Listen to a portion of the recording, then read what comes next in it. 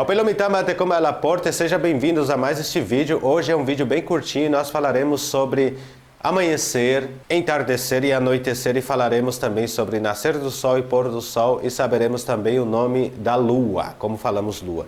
Então, primeiramente, vamos ver como falamos amanhecer em Guarani. Amanhecer nós falamos com E, podemos falar com Eju, podemos falar Pujarevete, que quer dizer de manhãzinha.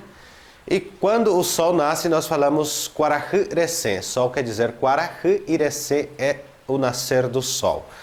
Agora nós vamos para o entardecer. Podemos chamar de Kaaru, Kaaruete, Kaaruputu. Quando eu falo Kaaruputu, já é praticamente o anoitecer, ou o entardecer ali, o crepúsculo, né? Seria o Kaaruputu, Kaaruputu.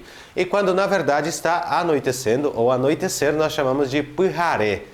Pujaré quer dizer noite e Pujarevê quer dizer manhã.